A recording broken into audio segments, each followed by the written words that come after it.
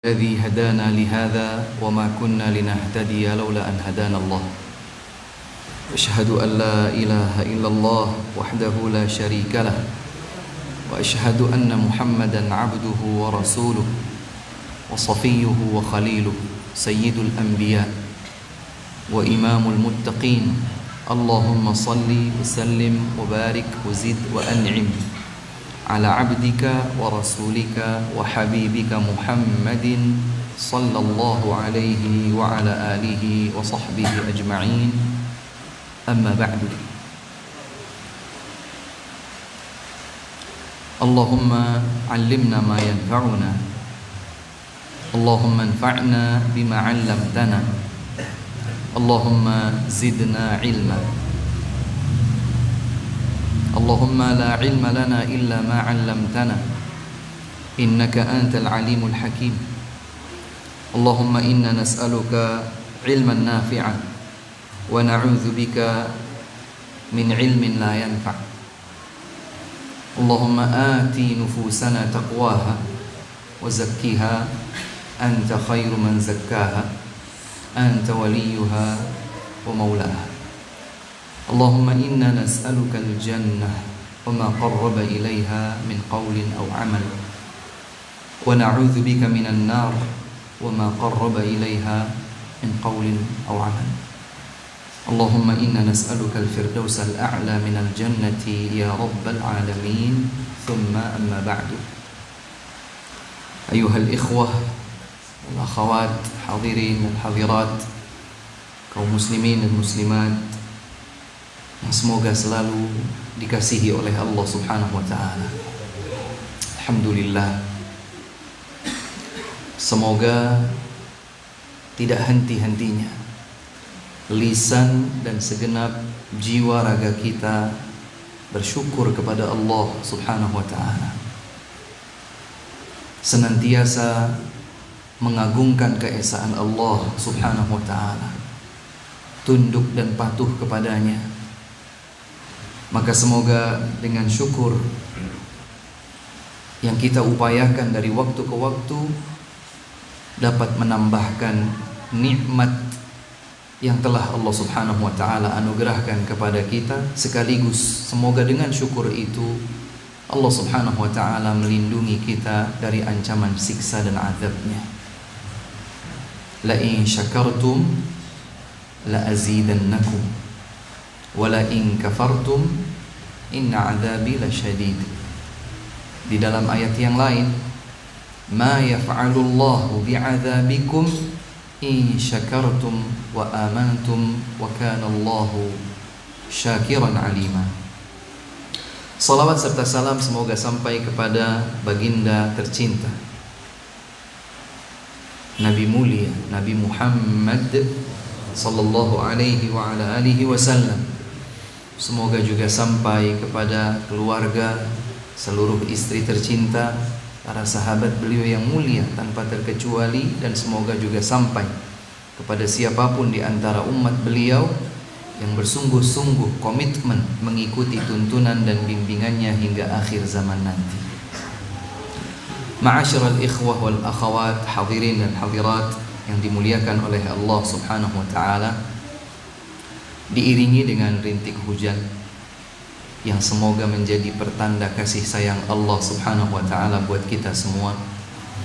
Maka di kesempatan yang singkat malam hari ini kita akan menyegarkan ingatan kita kembali tentang sesuatu yang sesungguhnya selalu kita rindukan.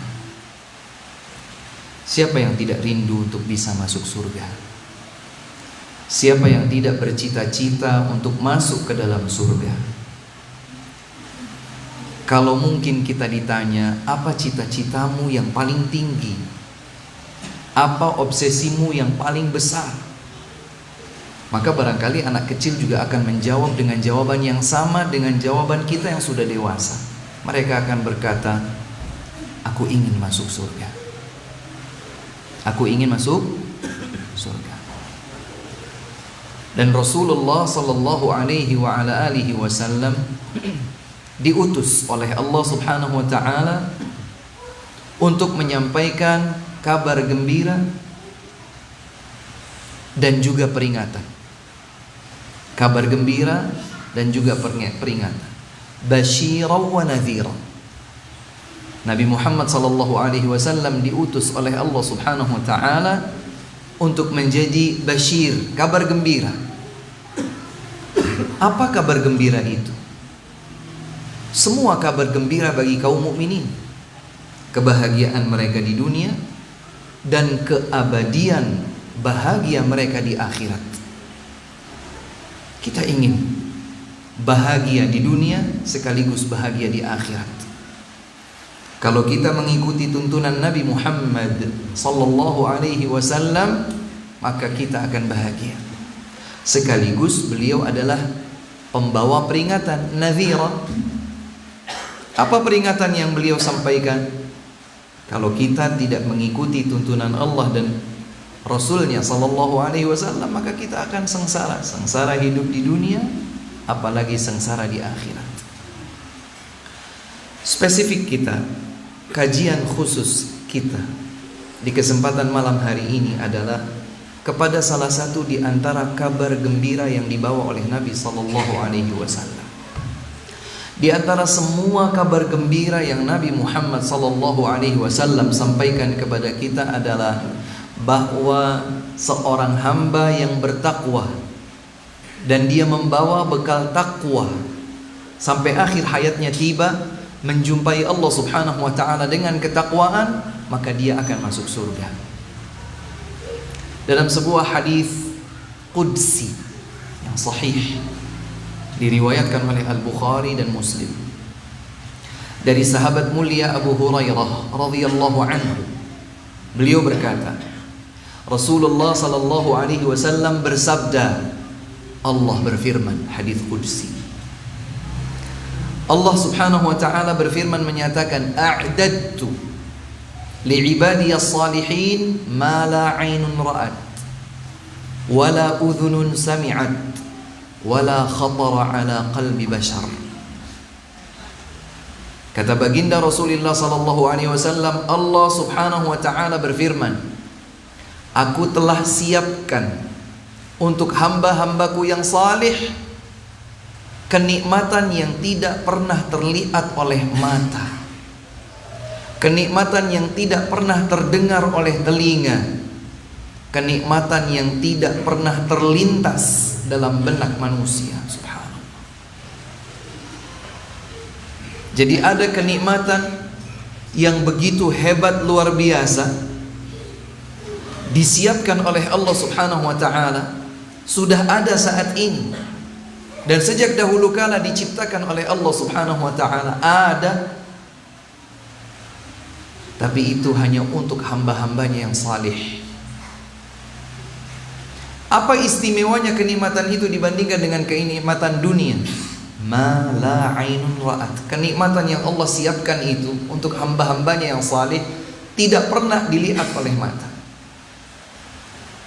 tidak pernah didengar oleh telinga, tidak pernah terlintas dalam benak manusia. Itulah surga.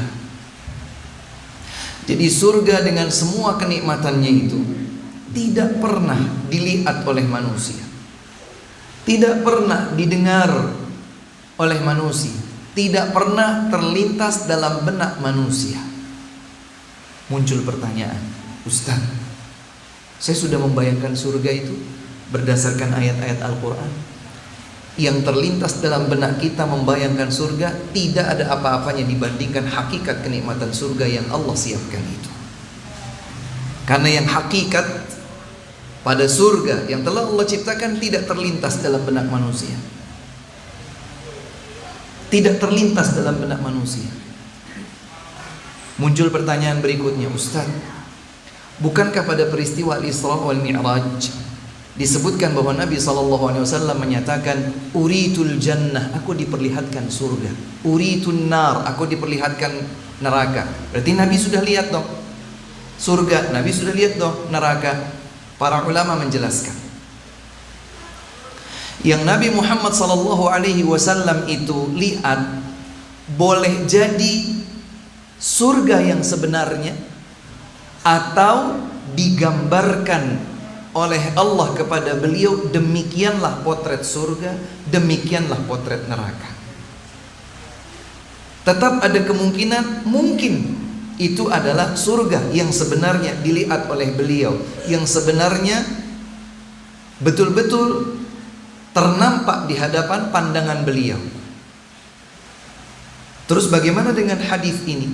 Hadis qudsi ini, tidak ada mata melihat, tidak ada telinga yang mendengar, tidak terlintas dalam pikiran manusia. Bagaimana mengkompromikan kemungkinan bahwa yang memang dilihat oleh Nabi pada malam Al-Isra wal Mi'raj adalah benar-benar surga, dengan pernyataan Allah Subhanahu wa taala dalam hadis qudsi ini bahwa surga itu kenikmatan yang tidak pernah dilihat oleh mata, tidak pernah didengar oleh telinga, tidak terlintas dalam benak manusia. Jawabannya adalah bahwa yang dilihat oleh Nabi hanya sedikit dari yang sebenarnya nanti akan benar-benar menjadi surga bagi kaum muslimin. Yang dilihat oleh Nabi SAW, seandainya pun itu adalah surga, maka hanya sebagiannya saja. Sementara kenikmatan surga begitu banyak, Allah Subhanahu wa taala jelaskan di dalam banyak ayat Al-Qur'an. Spesifik lagi pembahasan kita di malam hari ini adalah satu di antara sekian banyak kenikmatan surga, yaitu bidadari. Bidadari adalah salah satu nikmat di antara nikmat-nikmat penghuni surga. Bapak dan Ibu sekalian, saya tidak tahu apakah penerjemahan bidadari ini sudah sepadan dengan penyebutan al-hurul 'ain yang disebutkan dalam banyak ayat Al-Quran. Saya belum sempat cross check apakah bidadari itu adalah makna yang sepadan dengan kata al-hurul 'ain yang Allah sebutkan di dalam Al-Quran. Satu. Yang kedua, mungkin ada ibu-ibu bertanya, Ustadz kok pembahasannya kayaknya khusus buat laki-laki? Karena ini urusan bidadari. Ada bidadara nggak Ustadz? Kalau ada pramugari, mungkin ada pramugara.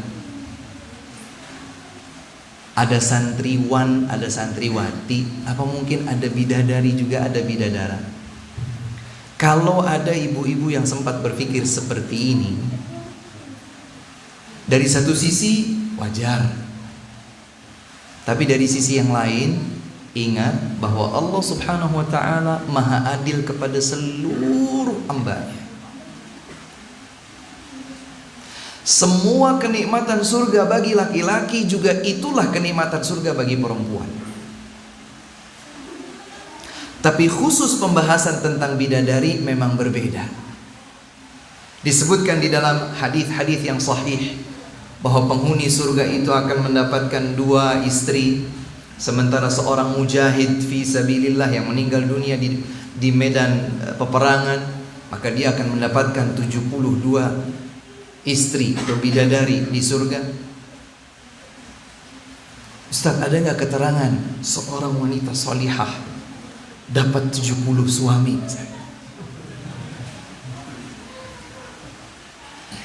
Ibu-ibu sekalian yang dimuliakan Allah Subhanahu wa taala, ketahuilah bahwa kalau di dunia seorang istri akan sangat cemburu jika suaminya berpoligami, maka kecemburuan itu manusiawi. Tapi nanti di surga tidak ada kecemburuan, tidak ada kebencian, tidak ada kedengkian, karena Allah Subhanahu wa taala mencabut kebencian itu dari hati seluruh penghuni surga. Jadi seandainya pun nanti seorang laki-laki sebut saja punya istri 100 di surga, maka istri pertama dengan kedua, kedua dengan ketiga, yang satu sama lain di antara 100 itu tidak akan mengalami cemburu satu sama lain. Kenapa? Karena di surga bukan di dunia. Kalau di dunia istri pertama cemburu pada istri kedua bersekongkol sama istri pertama untuk cemburu pada istri ketiga, istri ketiga gandeng tangan istri kedua dan pertama untuk cemburu pada istri yang keempat. Itu di dunia. Di akhirat tidak ada. Jadi pembahasan tentang bidadari surga tidak semestinya memancing kecemburuan seorang wanita salihah di dunia. Kenapa Ustadz? Karena seorang wanita salihah di dunia, jika ia meninggal dunia, dia akan menjadi bidadari surga. Tidak perlu berebut suami. Nanti kita akan bahas insyaallah ta'ala pada beberapa ayat Al-Quran yang berkaitan dengannya. Baik, Bapak dan Ibu sekalian yang dimuliakan Allah subhanahu wa ta'ala, pembahasan ini sebetulnya menarik dan butuh waktu yang cukup panjang. Tapi semoga Allah subhanahu wa ta'ala memberkahi waktu kita dan kita bisa secara ringkas, singkat, namun cukup memberikan gambaran dan semakin meningkatkan keimanan kita kepada Allah subhanahu wa ta'ala. Poin terakhir sebelum kami akan masuk kepada pembahasan bidadari surga, ketahuilah bahwa beriman kepada surga dan neraka adalah bagian dari konsekuensi iman kepada hari akhir. Rukun iman ada berapa? 6.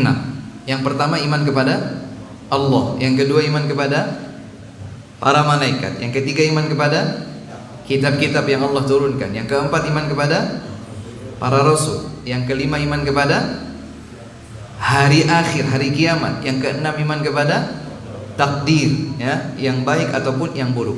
Pembahasan kita pada poin iman yang kelima, iman kepada hari akhir. Iman kepada hari akhir itu meliputi 5 hal. Siapa yang tidak menghadirkan 5 hal ini pada imannya kepada hari akhir, maka gugurlah imannya. Harus ada 5 hal ini pada imannya kepada hari akhir. Yang pertama adalah beriman tentang adanya kebangkitan setelah kematian nanti. Di hari kiamat ada an-nafkhatu fis sur al-ula, tiupan sangkakala yang pertama. Semua yang hidup di dunia dimatikan oleh Allah. Pada tiupan sangkakala yang kedua akan dibangkitkan kembali. Ini yang disebut dengan al-ba'tsu ba'dal maut. Yaumal qiyamah yuhsyarun nasu ila rabbihim yaumal qiyamati hufatan uratan ghurla. Dibangkitkan seluruh manusia di hari kiamat dalam keadaan tidak beralas kaki, tidak berpakaian sama sekali, dan tidak dikhitan. Beriman kepada hari akhir mengharuskan kita beriman kepada kebangkitan nanti setelah kematian untuk dikumpulkan di padang mahsyar, dipersidangkan dan seterusnya. Yang kedua, beriman kepada hari akhir itu mengharuskan kita beriman terhadap adanya al-hisab, hitung-hitungan amal, hitung-hitungan pahala, hitung-hitungan dosa dan seterusnya. Kemudian setelah itu ada balasan. Ada balasan, bisa kenikmatan atau hukuman. Yang ketiga, beriman kepada hari akhir itu mengharuskan kita beriman terhadap surga dan neraka. Beriman kepada surga dan neraka. Yang keempat, beriman kepada hari akhir itu mengharuskan kita beriman kepada fitnatul qabri. Adanya pertanyaan ujian dari malaikat kepada setiap yang dikubur, setiap yang meninggal dunia, tentang siapa Rabbnya, apa agamanya, siapa nabinya, akan ditanya. Inilah yang disebut dengan fitnatul qabri, fitnah kubur. Yang kelima, beriman kepada hari akhir mengharuskan kita beriman kepada azabul qabri au na'imul qabri, adanya azab kubur dan adanya nikmat kubur. Dari 5 ini, fokus kita adalah pada yang ketiga, beriman terhadap surga. Dan semua yang ada di surga salah satunya adalah bidadari atau para wanita surga. Ikhwas sekalian, jamaah yang dimuliakan oleh Allah Subhanahu wa taala, di dalam banyak ayat Al-Qur'an bidadari itu diungkapkan oleh Allah Subhanahu wa taala dengan sebutan al-hurul 'ain. Hur 'ain. Apa itu hur? Hur dalam bahasa Arab adalah mata yang terdiri dari putih dan hitam, semuanya jelas. Putihnya sangat putih, hitamnya sangat hitam. Bukan tentang bentuk mata, tapi tentang putih dan hitamnya bola mata. Ini disebut hur. Sangat putih dan sangat hitamnya bola mata, itu disebut hur. Ketika ada seseorang matanya terlihat sangat putih, kemudian bola matanya terlihat sangat hitam, itu disebut hur. Adapun in artinya adalah mata yang bulat dan lebar. Mata yang bulat dan lebar.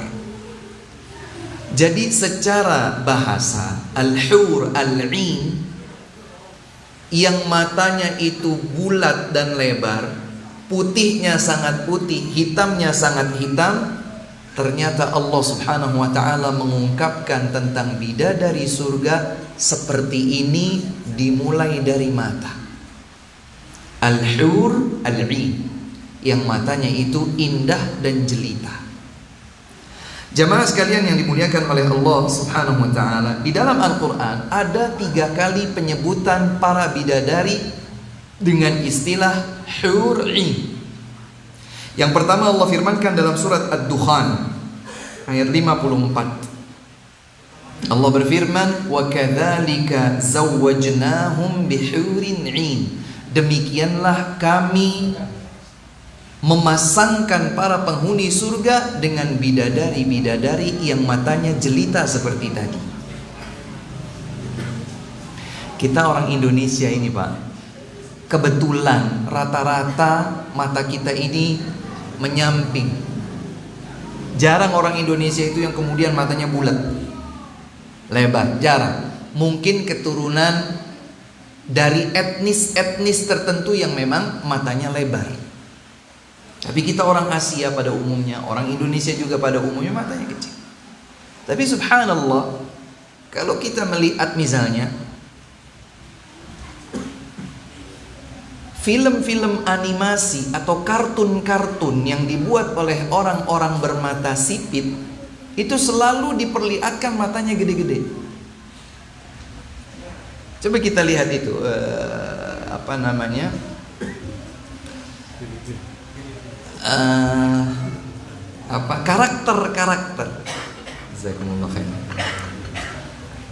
karakter di film-film kartun. Entah kartun itu ada diproduksi di Jepang kah, di Korea kah, di Cina kah, mata mereka itu besar atau kecil? Di kartunnya matanya besar. Tapi orang-orang Korea, Jepang, Cina dan semisalnya itu matanya besar atau kecil? Kenapa mereka tidak menggambarkan seperti mereka saja? Karena mereka yang merasa bermata kecil melihat memang ada keindahan pada mata besar. Jadi sudah ada fitrah di dunia ini, kita senang melihat orang yang matanya itu besar, bulat dan seterusnya.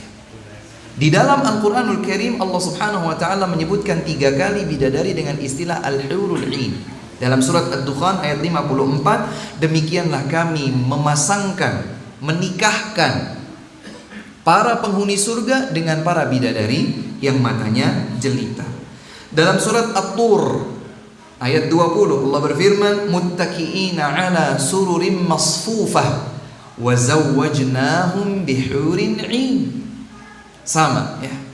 Kami akan pasangkan mereka para penghuni surga dengan para bidadari yang matanya indah jelita. Demikian juga Allah berfirman dalam surat Al-Waqi'ah ayat 22, wahurun 'ain.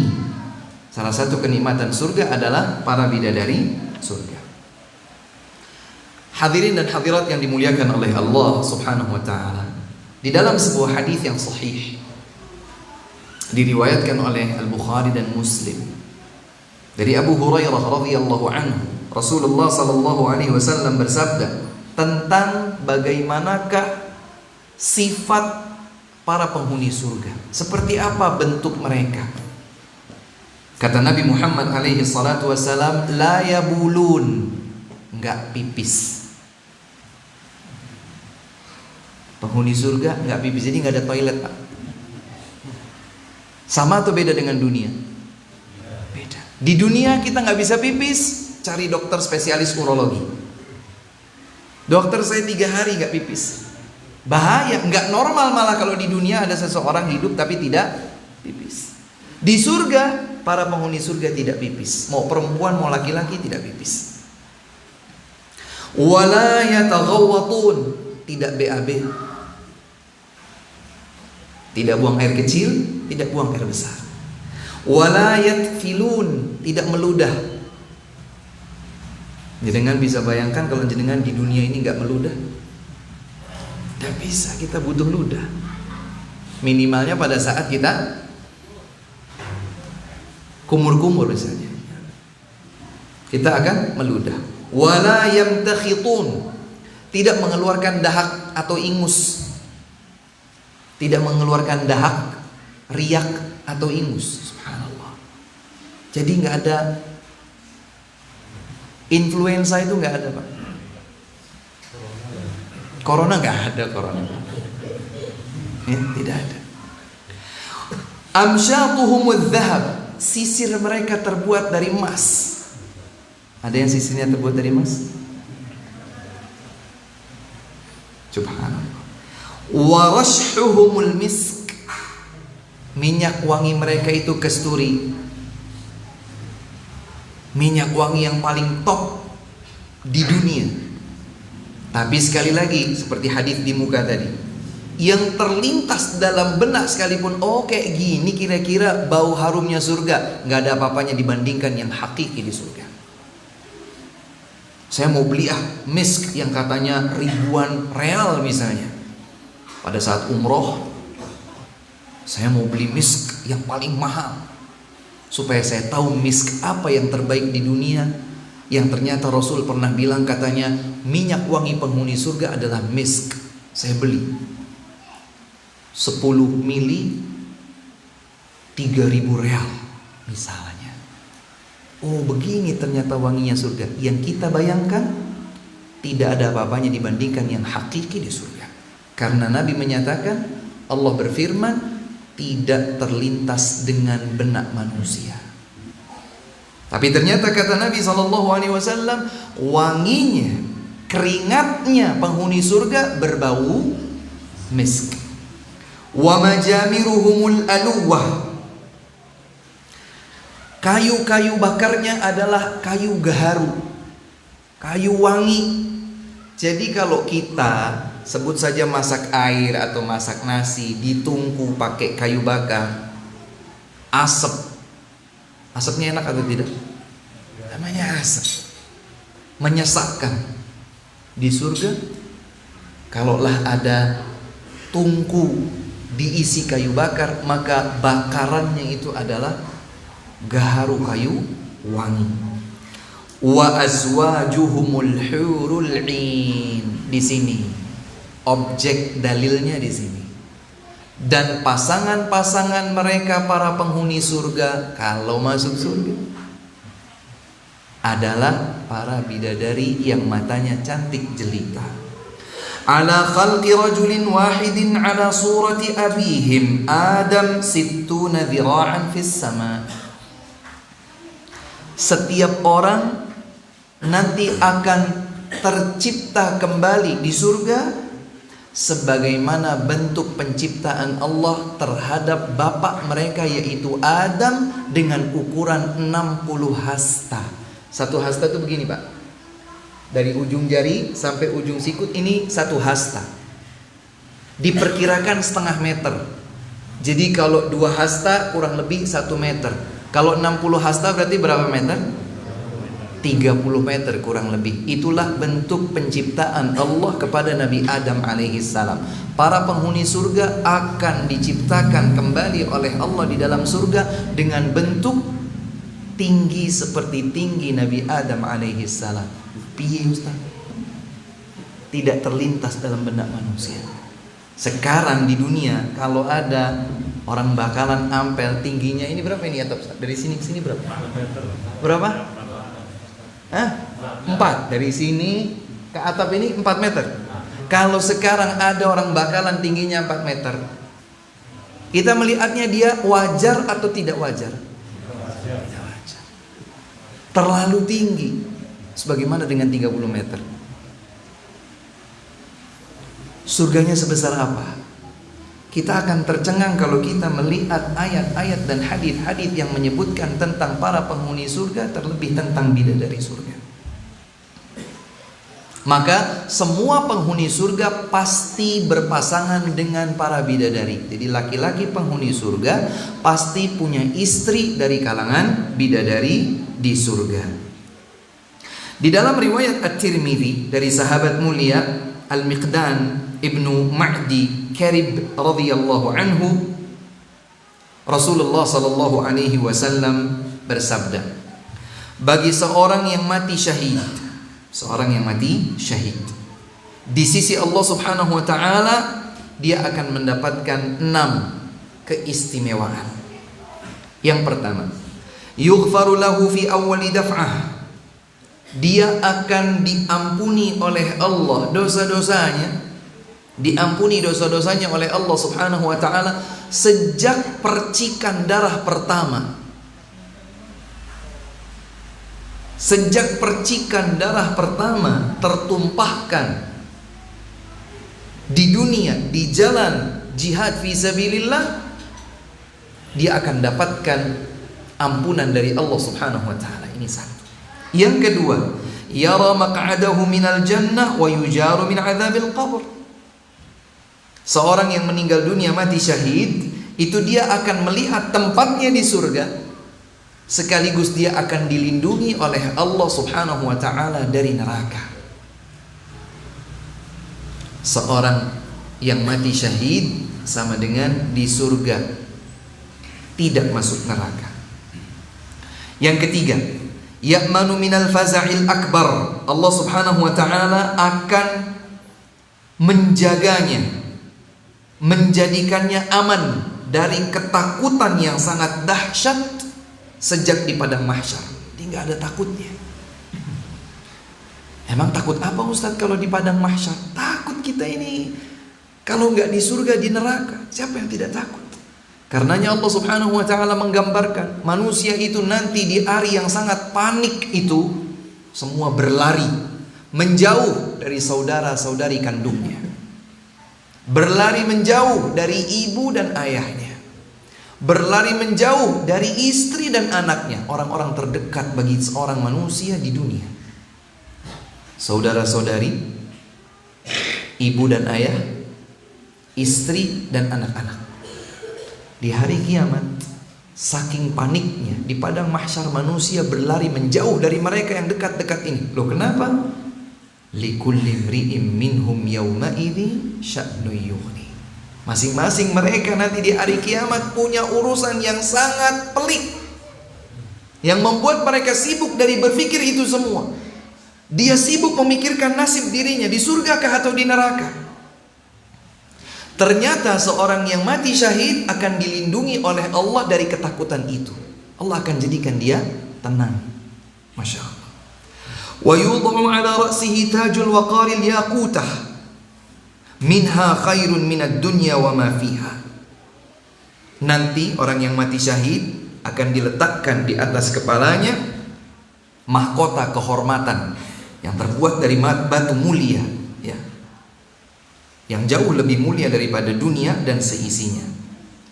Wa yuzawwaju ithnataini wa sab'ina zawjatan minal huril 'ain. Seorang yang meninggal dunia mati syahid akan dipasangkan oleh Allah beristri 72.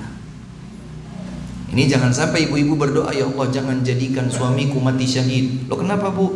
Nanti istrinya 72 Ustaz. Tidak ada cemburu, tidak ada kecemburuan. Allah Subhanahu wa taala akan menjadikan semua penghuni surga bahagia. Penghuni surga akan bahagia. Kemudian yang terakhir, wa yushaffa'u fi sab'ina min aqaribih. Dia akan mendapatkan peluang bisa memberikan syafaat untuk 70 dari kerabatnya. Subhanallah. Bisa memberikan syafaat bagi 70 dari kerabatnya. Yang menjadi objek konsen kita adalah bahwa orang yang meninggal dunia mati syahid dinikahkan, dipasangkan oleh Allah Subhanahu wa taala dengan al-hur al-'ain. Baik. Hadirin dan hadirat yang dimuliakan oleh Allah Subhanahu wa taala,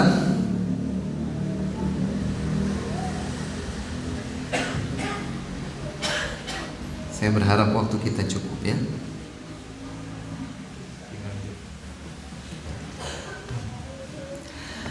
Ada beberapa sifat bidadari surga yang disebutkan oleh Allah Subhanahu wa taala di dalam Al-Qur'anul Karim. Yang pertama, bahwa para bidadari surga, istri-istri penghuni surga, itu pandangan mereka terjaga, terpelihara, terpingit, selalu tunduk dan tidak melihat kecuali kepada wajah suaminya. Subhanallah. Kalau di dunia nuhun sewu, masih sangat mungkin sebahagian istri lihat selain suaminya, ternyata ada orang lain yang lebih ganteng daripada suamiku. Mungkin terlintas dalam benak seorang wanita seperti itu. Sudah ada. Gimana ini? Baik, kita dengarkan azan dulu kemudian kita lanjut atau bagaimana? Baik, kita dengarkan azan terlebih dahulu kemudian kita lanjutkan. Semoga Allah berkahi waktu kita.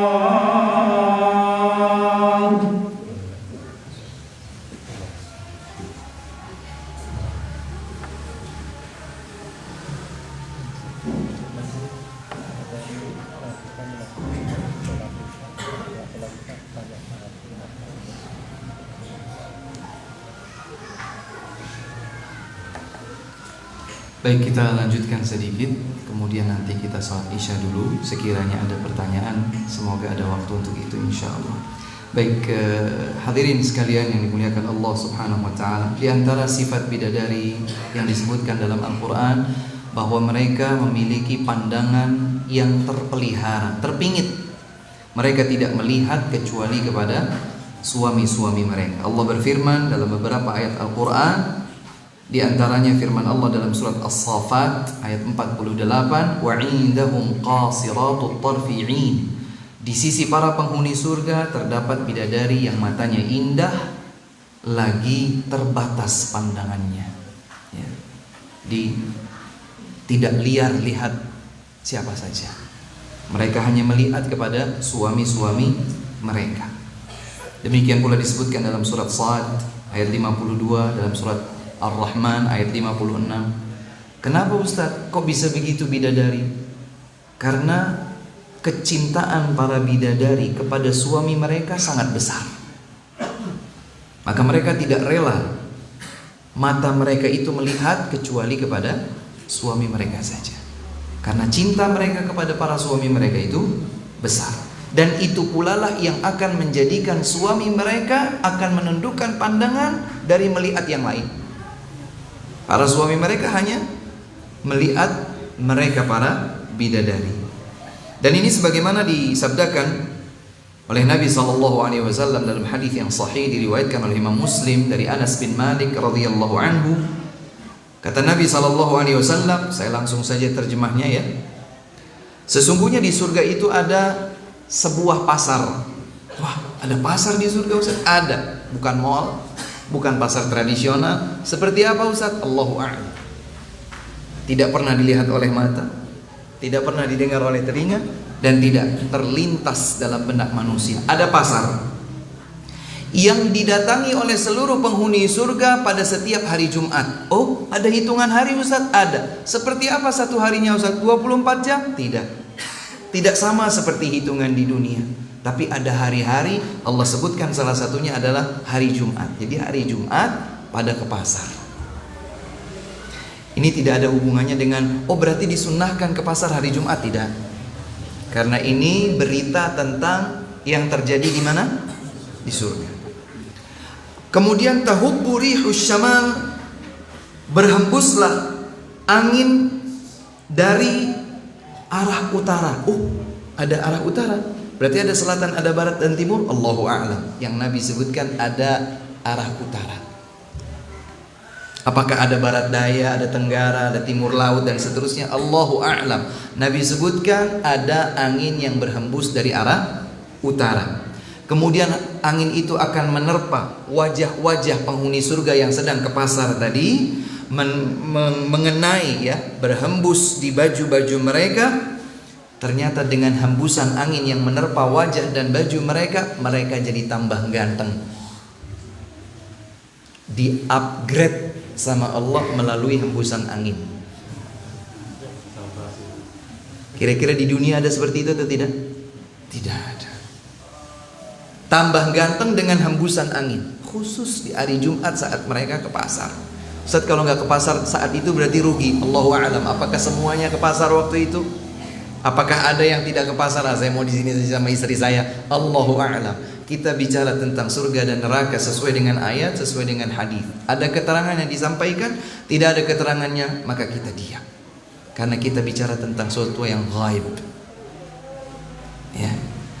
Ketika mereka tambah ganteng, tambah indah, tambah elok, kemudian mereka kembali menemui istri-istri mereka yang sudah jadi tambah ganteng, maka istri-istri mereka berkata, "Wallahi laqad izdattum ba'dana husnan wa jamala." Demi Allah wahai suamiku, engkau meninggalkanku dan engkau kembali dalam keadaan sudah tambah ganteng. Kemudian para suami penghuni surga tadi berkata, "Wallahi laqad izdattum ba'dana husnan wa jamala." Maka suaminya juga berkata yang sama. Loh, sama, demi Allah kami sekarang melihatmu wahai istri-istriku juga tambah cantik jelita. Subhanallah.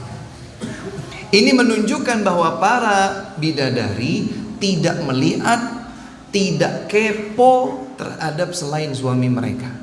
Cukup suami mereka. Jadi nggak perlu berkecil hati, Pak. Yang mungkin merasa, aduh kulit saya hitam, alis saya tipis misalnya, hidung saya mancung ke dalam misalnya. Dia tidak perlu berkecil hati. Obsesi kita cukup surga, surga, surga. Kalau dapat surga, nah semua dijadikan oleh Allah Subhanahu wa taala ganteng.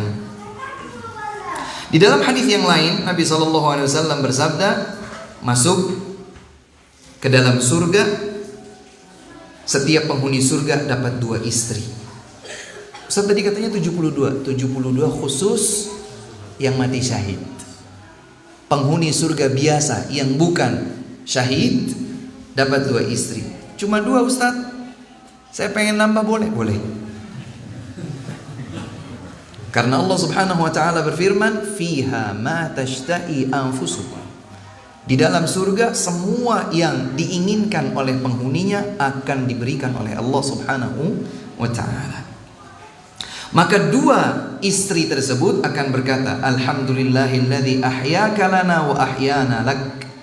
Segala puji bagi Allah yang telah menghidupkan engkau untuk kami dan menghidupkan kami untuk engkau wahai suamiku. Kemudian Rasulullah SAW melanjutkan, ma u'tiya ahadun, penghuni surga itu berkata, ma u'tiya ahadun mithlu ma u'tit. Tidak ada satu orang pun yang diberikan anugerah sebesar yang telah diberikan kepadaku. Jadi udah punya 2 saja dia sudah sangat dah pol. Saya dapat kenikmatan pol, padahal cuma dikasih berapa? 2. Tadi yang syahid berapa? 72. Pengen mati biasa atau mati syahid?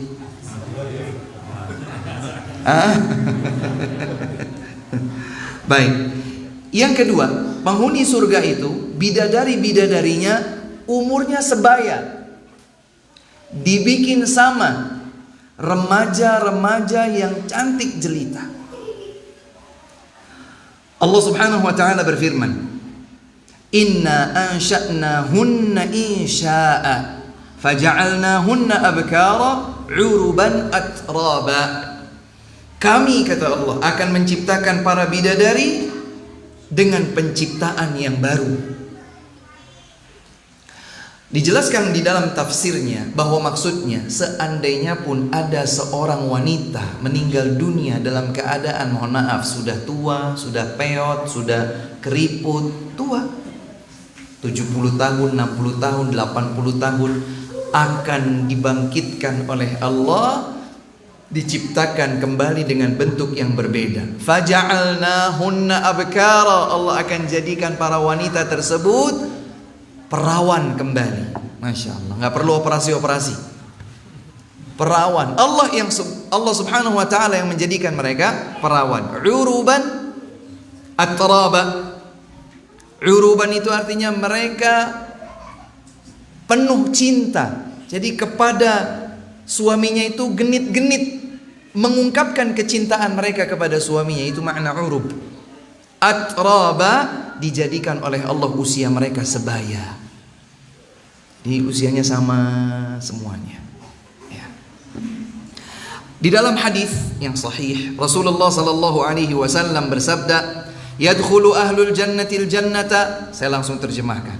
Para penghuni surga masuk ke dalam surga tidak berbulu di tubuhnya. Jadi nggak ada bulu tangan, bulu ketiak, bulu kemaluan, bulu kaki, nggak ada.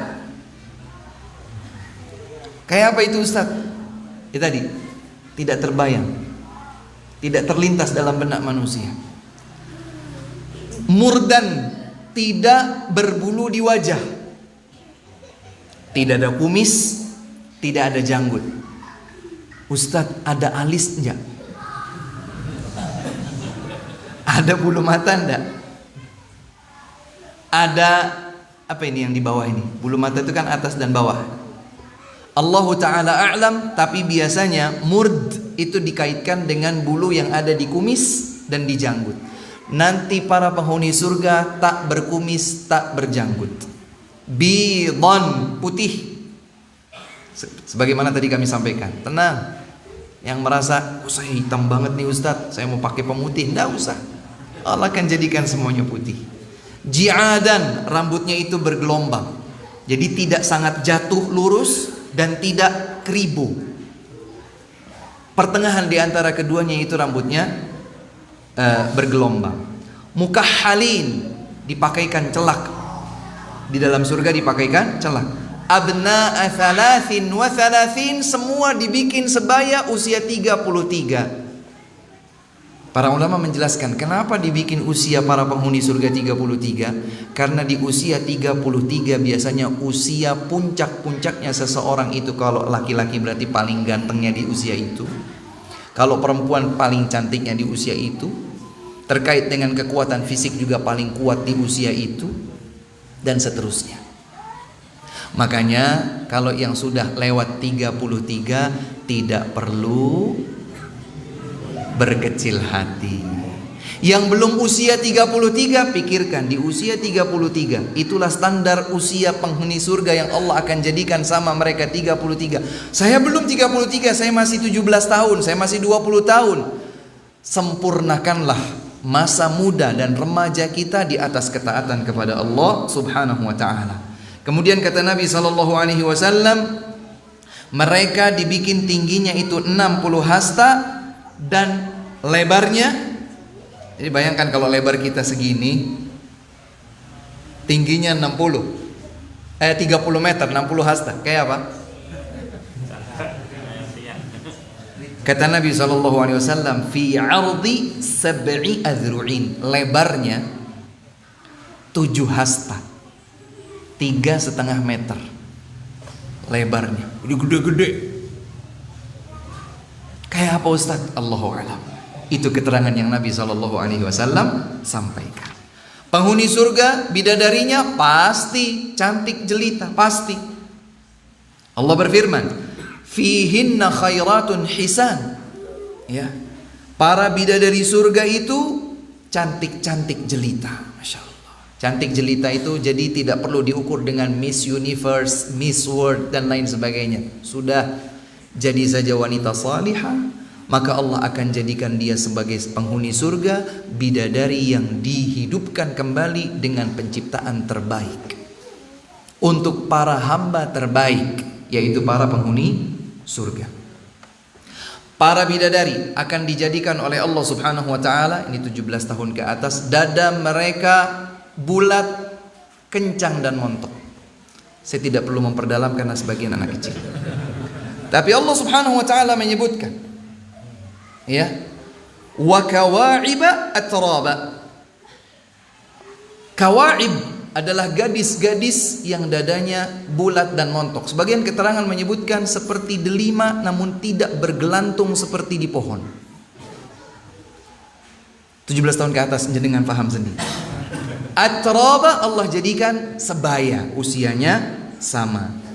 Ya, karena keremajaan, kecantikan, kejelitaan ada di dalam bentuk fisik seperti itu pada diri seorang wanita. Sifat para bidadari surga itu tadi sudah disebutkan, perawan. Faja'alnahunna abkara. Ustaz, perawan terus. Jadi bukan perawannya hanya satu kali di pertemuan pertama, tidak. Perawan terus. Yang sudah nikah sudah membayang-bayangkan. Kalau mau penghuni surga, mau bidadari surga seperti itu, fokus kita satu. Tempuh jalan surga. Bas. Tempuh jalan surga. Gandeng istrinya, sayangku, kita pengen ketemu lagi di surga. Aku bentuk ketaatan pada diriku untuk Allah Subhanahu wa ta'ala, kau pun demikian. Maka gandeng istri kita, pasangan hidup kita, kekasih kita di dunia, untuk bisa berjumpa kembali bersama-sama di dalam surga. Karena Allah Subhanahu wa ta'ala akan menjadikan para penghuni surga, bidadarinya itu cantik jelita dan mereka selalu dalam keadaan perawan. Allah Subhanahu wa ta'ala berfirman dalam surat Ar-Rahman ayat 56, fihinna qasiratut tarfi lam yatmithunna insun qablahum wala jan. Di dalam surga terdapat bidadari-bidadari yang pandangan mata mereka itu terpingit. Tadi sudah dijelaskan, terpingit. Dan mereka tidak tersentuh oleh manusia, bahkan juga oleh jin sebelumnya. Dari ayat ini, para ulama menyatakan ada kemungkinan para penghuni surga dari kalangan wanita itu dua jenis. Jenis yang pertama adalah wanita yang pernah hidup di dunia, kemudian mereka menjalankan hidup di dunia dengan kesalihan, ketaatan kepada Allah, menua, jadi renta, jadi lanjut usia, keriput dan lain sebagainya. Kemudian Allah hidupkan mereka kembali dalam keadaan paling cantiknya, dengan usia tertentu, tadi disebutkan 33 tahun, dalam keadaan cantik jelita dan seterusnya dan seterusnya. Ini satu. Yang kedua adalah yang Allah ciptakan memang di dalam surga, tidak pernah tersentuh oleh manusia, bahkan tidak pernah tersentuh oleh jin sebelumnya. Begitu diciptakan langsung ada di surga sebagai bidadari untuk suami-suami mereka. Subhanallah. Kemudian para penghuni surga itu suci, disucikan oleh Allah Subhanahu wa ta'ala. Disuci. Wanita surga itu disucikan. Suci apanya Ustaz? Lahir batinnya, jiwa raganya disucikan oleh Allah Subhanahu wa ta'ala. Banyak sekali ayat yang menyebutkan. Ya, dalam surat Al-Baqarah ayat 25, lahum fiha azwajum mutahharah. Bagi penghuni surga, hamba yang beriman, beramal saleh, taat kepada Allah dan Rasulnya, bagi mereka ada para bidadari, istri-istri mereka yang disucikan oleh Allah. Begitu pula dalam surat Ali Imran ayat 15, fiha khalidina fiha wa azwajum mutahharah. Ada istri yang Allah sucikan buat mereka. Dalam surat An-Nisa ayat 57, lahum fiha azwajum mutahharah. Jadi para penghuni surga, bidadarinya itu Masya Allah, mereka adalah wanita-wanita yang disucikan oleh Allah Subhanahu wa ta'ala. Hadirin dan hadirat yang dimuliakan oleh Allah Subhanahu wa ta'ala, dalam Al-Quran Allah menyerupakan para bidadari dengan 3 hal. Jadi di dalam Al-Quran ada ayat-ayat Allah menyebutkan bidadari itu serupa dengan 1, serupa dengan 2, serupa dengan 3. Yang pertama, mereka itu serupa atau diserupakan seperti telur. Allah berfirman dalam surat As-Saffat ayat 48-49. Ini butuh sedikit penjelasan. Allah berfirman, wa indahum qasiratut tarfi'in ka'annahunna baydum maknun. Para bidadari surga itu mereka seperti telur. Apa yang dimaksud seperti telur? Al-Imam At-Tabari rahimahullahu ta'ala, yang kitab tafsirnya merupakan induk semua tafsir berriwayat, ya, nanti bisa ditanyakan ke Ustadz Priyadi, apa itu induk tafsir riwayat maksudnya. Nanti insya Allah mudah-mudahan beliau suatu saat akan menjelaskan. Ya, Saya takut penjelasan saya akan semakin melebar, tapi yang jelas induk seluruh tafsir kembalinya kepada tafsir At-Tabari sebagai tafsir berriwayat. Bukan sekedar berkesimpulan logika, tapi dengan riwayat. Ayat ini terpahami dari penjelasan Rasulullah, dari penjelasan para sahabat, dari penjelasan para tabi'in dan seterusnya dengan riwayat. Induk tafsir dengan riwayat adalah tafsir At-Tabari. Beliau menguatkan pendapat kenapa atau apa hikmah dibalik diserupakannya bidadari dengan telur. Kata beliau, diserupakan dengan telur di bagian putihnya. Jadi bukan telur seluruh fisik telur, karena telur itu ada bagian cangkangnya, ada bagian dalamnya, iya atau tidak? Telur kan ada cangkangnya. Kalau cangkangnya dibuka maka ada putihnya. Seputih itulah para bidadari. Ustadz, putihnya itu sebelum dimasak atau sudah dimasak? Kan mungkin muncul pertanyaan itu. Sebelum dimasak putih telur itu warnanya apa? Bening. Setelah bening agak sedikit kekuningan. Setelah dimasak putih yang bening kekuningan itu menjadi apa? Putih. Seperti itulah putihnya para penghuni surga. Kayak apa ya Ustaz? Nah itu tadi tidak terlintas di dalam benak manusia. Tapi yang jelas mereka akan dibikin putih, dan Allah mengungkapkan bahwa para bidadari surga seperti putih telur. Yang kedua, Allah Subhanahu wa taala menyerupakan para bidadari dengan permata yakut. Bukan yakut-yakutan yang dijual di pinggir jalan harga 50.000 ya Pak. Salah satu batu mulia di dunia ini adalah batu yakut. Dan kabarnya wallahu alam, saya tidak tahu, tidak pernah cross check, batu mulia yakut dan semisalnya zamrud, yakut dan lain sebagainya itu ada sertifikatnya. Tidak bisa kemudian seseorang, ini batu yakut loh, mahal loh. Bagaimana membuktikannya? Kalau sekarang ini membuktikannya dengan sertifikat. Benar bahwa batu ini bersejarah demikian dan seterusnya. Nah, yakut yang dimaksud di sini adalah yakut batu mulia asli. Allah Subhanahu wa taala menyerupakan para bidadari seperti halnya yakut. Di dalam beberapa ayat Al-Qur'an, di antaranya Allah berfirman dalam surat Ar-Rahman ayat 58, ka'annahunnal yaqut wal marjan. Para bidadari surga seperti permata yakut dan batu mulia marjan. Marjan itu intan yang berasal dari bunga dari batu karang berwarna merah. Sebagian orang menyebutnya red coral. Ini batu mulia yang langka. Makanya di dalam surat Ar-Rahman Allah Subhanahu wa taala menyebutkan yakhruju minhumal lu'lu'u wal marjan. Keluar dari dua laut itu, kan sebelumnya disebutkan bahwa ada pertemuan dua laut, asin dan tawar. Iya, payau. Ada batas tapi tidak kelihatan. Namun yang asin ini tidak bercampur ke payau, yang payau atau tawar ini tidak bercampur ke asin. Kemudian Allah berfirman, dari dalam keduanya keluar batu al-lu'lu, mutiara, wal marjan, red coral. Jadi al-lu'lu wal marjan adalah dua batu mulia yang Allah Subhanahu wa taala sebutkan dalam Al-Qur'an. Jadi ini batu mulia. Adapun mutiara-mutiara yang sekarang diternak memang, maka ini nilainya tidak sama dengan yang tidak diternak dari dasar lautan.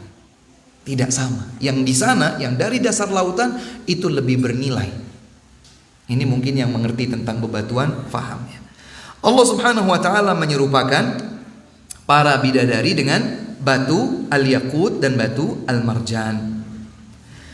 Kemudian yang terakhir ya, Allah Subhanahu wa taala menyerupakan bidadari dengan mutiara. Mutiara itu al-lu'lu. Dalam surat Al-Waqi'ah ayat 23 Allah berfirman, ka'amthalil lu'lu'il maknun. Ya, mereka itu seperti al-lu'lu wal maknun. Yang terakhir ingin kami sampaikan juga adalah keterangan bahwa setiap penghuni surga itu akan memiliki tenda-tenda. Akan memiliki tenda-tenda.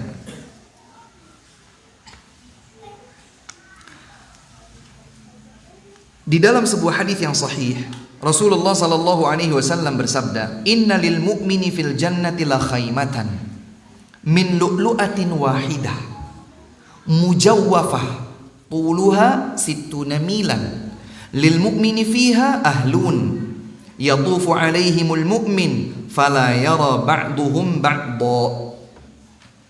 Kata Nabi sallallahu alaihi wa ala alihi wasallam, sesungguhnya bagi seorang mukmin di surga, mereka akan memiliki satu kemah, satu khaymah, satu kemah, tenda. Kalau kita sebut tenda, mungkin bayangannya paling gede itu tenda peleton. Tenda peleton itu cukup buat berapa orang? Ada yang TNI di sini? Polisi mungkin? Tenda peleton, sebut saja untuk 100 orang atau 200 orang. Kalau untuk 200 orang, silahkan diperkirakan saja kira-kira sebuah tenda peleton itu berapa. Kata Nabi SAW, seorang mukmin di surga akan mendapatkan satu kemah dari satu mutiara. Jadi bukan peleton, bukan bahan terpal atau semisalnya. Ini satu mutiara jadi kemahnya. Mujawwafah, ada rongga di dalam mutiara tersebut. Panjangnya mutiara kemahnya ini 60 mil. 1 mil sebut saja 1,3 kilometer. Ini 60 mil. Satu tenda, satu kemah panjangnya 60 mil. Kalau kita mau bulatkan kecil, 1 mil sama dengan 1 kilometer, berarti panjangnya 60 kilometer.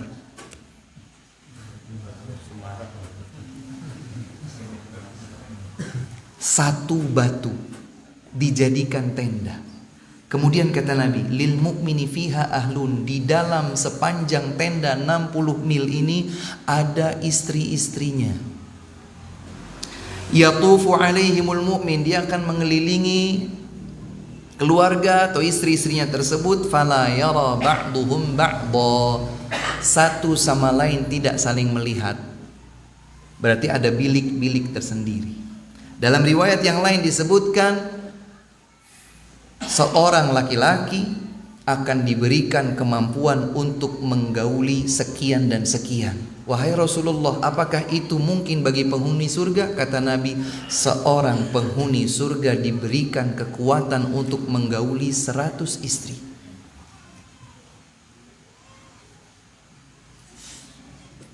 Minum pil? Enggak. Pakai metode apa? Jangan tanya. Allah akan berikan kekuatan. Dan salah satu hikmah mengapa penghuni surga yang perempuan tidak dijelaskan dapat bidadari ini, dapat bidadara dapat bidadara sekian, karena seorang wanita baik di dunia ataupun di akhirat punya rasa malu untuk tidak membahas yang seperti itu. Seorang wanita dunia, dia tahu dia tercukupi dengan satu laki-laki. Sementara laki-laki tercukupi dengan 1 atau 2 atau 3 atau 4 sesuai dengan tuntunan syariat Rasulullah Nabi Muhammad sallallahu alaihi wasallam. Maka semoga dengan sekelumit ya tentang bidadari ini, bukan sekedar membahas bidadari-bidadarinya, sifat-sifatnya. Waduh, nanti begini, kulitnya begini, begitu. Ini hanya sebagian. Ada sebagian lain yang tidak saya bacakan. Saya bacakan poinnya saja. Seorang penghuni surga terpulas tidur, dan sebagian riwayat yang lain menyebutkan dia terduduk di sebuah arikah, sebuah sofa atau apa yang besar begitu ya, selama sekian lama, selama sekian tahun. Kemudian ditepuk kedua pundaknya oleh istrinya. Kemudian si penghuni surga, suami ini, melihat ke wajah istrinya, ternyata dia bisa bercermin melihat dirinya sendiri di pipi istrinya. Jadi bidadari itu pipinya seperti cermin. Sebutkan wanita paling cantik di dunia ini yang pipinya kayak cermin. Tidak ada. Mau pakai bedak satu bedak harganya 10 juta sekalipun tidak bisa merubah itu. Lebih hebat lagi ketika Nabi SAW menyatakan saking cantiknya penghuni surga atau bidadari penghuni surga, yura mukhu saqaihi min wara'il lahmi. Terlihat sumsum tulang betisnya dari balik dagingnya. Hah? Ini betis. Ada dagingnya kan? Ada tulangnya kan? Di dalam tulang ada apa? Sumsum. Kata Nabi SAW, Nabi mendapatkan wahyu dari Allah Subhanahu Wa Taala. Nabi menyatakan, terlihat sumsum tulang betis bidadari dari balik dagingnya. Kita mengerutkan dahi, kok iso kayak apa itu Ustaz? Nabi bersabda, minal husni, saking cantiknya. Tapi kita sekarang belum bisa membayangkan saking cantiknya kelihatan sumsum tulang betis dari balik daging. Mungkin kita berpikirnya kok ngerimen.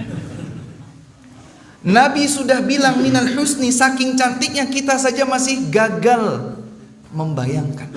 Saking pendeknya nalar kita di dunia. Kenapa itu semua disebutkan oleh Allah dan Rasulnya Sallallahu Alaihi Wasallam? Karena diharapkan agar kita beriman kepada yang gaib dan kita selalu merindukan apa yang dijanjikan oleh Allah Subhanahu Wa Taala di dalam surga. Ini baru satu. Kita baru bicara secuil tentang bidadari. Belum kita bicara kenikmatan yang lainnya. Satu buku. Pesona surga, Masya Allah. Mala ainun ra'at, tidak terlihat, tidak pernah terlihat oleh mata. Wala udhunun sami'at, tidak pernah terdengar oleh telinga. Wala khatara ala qalbi bashar, tidak pernah terlintas dalam benak manusia. Makanya kata Abu Hurairah radhiyallahu anhu yang meriwayatkan hadis ini, Iqra in syi'ta qawlahu ta'ala fi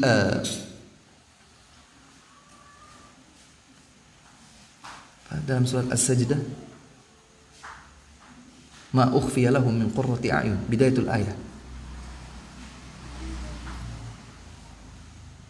Fala ta'lamu nafsum ma ukhfiya lahum min qurrati a'yun jazaa'an bima kanu ya'malun. Tidak satu jiwa pun mengetahui apa yang telah disiapkan untuknya dari bidadari surga sebagai balasan kebaikan dari apa yang dahulu mereka telah lakukan. Monggo bersabar, istiqamah, bersemangat lagi, lurus terus, pakem di atas jalan Allah dan Rasulnya Sallallahu Alaihi Wasallam, karena kita mau surga. Mau surga atau tidak? Nabi sudah pasti tempatnya di surga. Para sahabat jelas tempatnya di surga. Banyak ayatnya menyebutkan. Kalau kita mau surga yang bukan hayalan, tapi surga hakiki sebagaimana tempat Nabi dan para sahabatnya, maka tempuhlah jalan Nabi dan para sahabatnya. Jangan kita maunya surga tapi jalannya yang lain. Jalan kebanyakan orang, jalan yang rame-rame, jalan yang berkilau-kilau. Jalan Nabi dan para sahabatnya dulu mereka tempuh sehingga mereka dijanjikan oleh Allah masuk surga berdasarkan banyak sekali ayat Al-Quran. Kalau kita mau surga yang sama seperti surga yang Nabi dapatkan, para sahabatnya dapatkan, maka tempuh jalan menuju surga sebagaimana yang dahulu mereka tempuh. Sabar. Mungkin kita akan dicemooh sama orang, sok alim di zaman kayak sekarang, sarungan terus, jubahan terus, kopiahan terus misalnya. Sabar. Wah, ini teroris ini, jenggotnya banyak ini. Kita berakhlak mulia, dicemooh seperti itu, cemen. Para nabi dan rasul itu dicemoohnya lebih daripada itu. Para nabi itu dibilang pendusta. Para nabi itu dibilang cari muka. Para nabi itu dituduh mereka cari upah. Berdakwah kata mereka cari upah.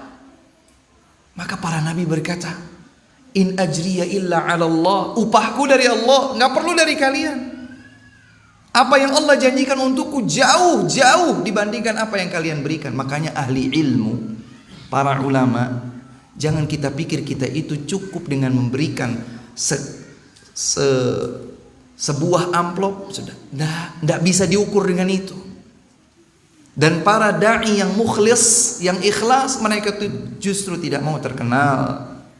Mereka tidak mau dirupiahkan. Tanggung jawab mereka adalah menyampaikan qala Allah, qala Rasulullah, qala sahabah. Ini firman Allah. Ini sabda Rasulullah. Begini pemahaman para sahabat terhadap ayat dan hadis itu. Makanya Bapak dan Ibu sekalian, monggo. Saya dulu sering ke masjid ini. Sudah beberapa tahun tidak ke sini.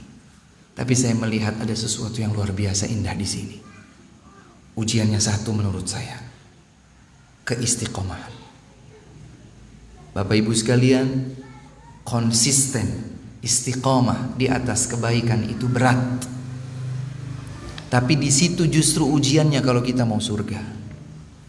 Kalau kita mau surga, konsisten. Konsisten di atas jalan Allah dan tuntunan Rasulullah sallallahu alaihi wasallam.